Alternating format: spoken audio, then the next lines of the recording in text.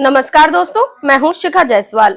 North East Delhi Lok Sabha seat से कांग्रेस के उम्मीदवार कन्हैया कुमार ने आज दिल्ली के सीएम अरविंद केजरीवाल की पत्नी सुनीता केजरीवाल से मुलाकात की।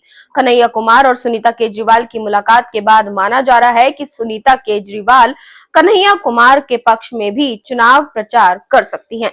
कन्हैया कुमार इंडिया गठबंधन के प्रत्याशी के तौर पर नॉर्थ ईस्ट दिल्ली से चुनाव लड़ रहे हैं। इस सीट पर उनका मुकाबला बीजेपी के उम्मीदवार मनोज तिवारी से है। दिल्ली के कथित शराब घोटाला में तिहाड़ जेल में बंद मुख्यमंत्री अरविंद केजरीवाल की पत्नी से मुलाकात के बाद कन्हैया कुमार ने मीडिया से बातचीत की। कन्हैया कुमार ने कहा कि देश में अभी तो परिस्थिति ऐसी है, जिस तरह से तानाशाही चल रही है, किसी को भी पकड़कर बिना वजह जेल में बंद कर दिया जाता है। तानाशाही के खिलाफ इस लड़ाई में हम सब एकजुट हैं। इस तानाशाही के खिलाफ हम पिछले कई सालों से लड़ रहे हैं। जनता के द्वारा चुने गए मुख्यमंत्री को साजिशन जेल में डाल दिया गया है। दिल्ली की जनता इसका जवाब वोट से देगी। कन्हैया कुमार ने कहा कि हम 4 नहीं 543 सीटों पर चुनाव लड़ रहे हैं। उन्होंने कहा कि हम सब इंडिया ब्लॉक के घटक दल हैं। इंडिया ब्लॉक पूरी तरह से एकजुट है। हम जो भी रणनीति बना रहे हैं वो किसी एक प्रत्याशी या एक पार्टी के लिए नहीं है। कन्हैया ने कहा कि ये दिल्ली के लोगों के आत्मसम्मान का सवाल है। ये किसी एक व्यक्ति को सांसद या प्रधानमंत्री बनाने का सवाल नहीं है। ये पार्टी की सरकार बनाने का सवाल नहीं है। सवाल ये है कि जिस तरह से दिल्ली के लोगों को अपमानित किया जा रहा है, सीएम साहब को जेल में डाल दिया गया है, सवाल इस तानाशाही के खिलाफ, दिल्ली के अधिकारों पर हर रोज हुए हमलों के खिलाफ है।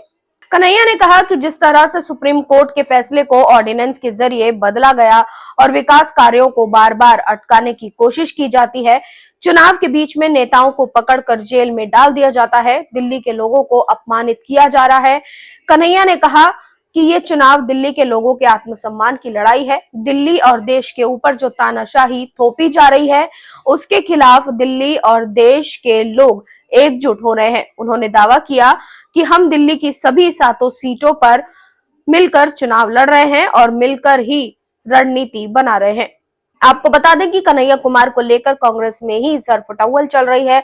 जिस तरह से कांग्रेस के नेता ही कन्हैया कुमार के कैंडिडेट घोषित होने से नाराज हैं, उसी से लग रहा है कि कांग्रेस में आपस में ही एकजुटता नहीं बन पा रही है। ऐसे में अब शायद कन्हैया कुमार को लगा कि आम आदमी पार्टी ही एकमात्र उनके लिए सहारा है, जो चुनावी प्रचार में उनका साथ दे सकती है। इसीलिए शायद वो सुनीता केजरीवाल से मिलने पहुंचे और उन्होंने बीजेपी को एक बार फिर से आम आदमी पार्टी के लहजे में ही तानाशाही करार दिया और मोदी के खिलाफ 543 सीटों पर लड़ने की बात कही। उन्होंने कहा कि इंडिया गठबंधन दिल्ली में 4 सीटों पर नहीं बल्कि पूरे देश में 543 सीटों पर चुनाव लड़ रहा है। कन्हैया कुमार और सुनीता केजरीवाल की राजनीतिक मुलाकात पर आपकी क्या राय है, कमेंट बॉक्स में जरूर बताएं। साथ ही चैनल को सब्सक्राइब करना बिल्कुल न भूलें।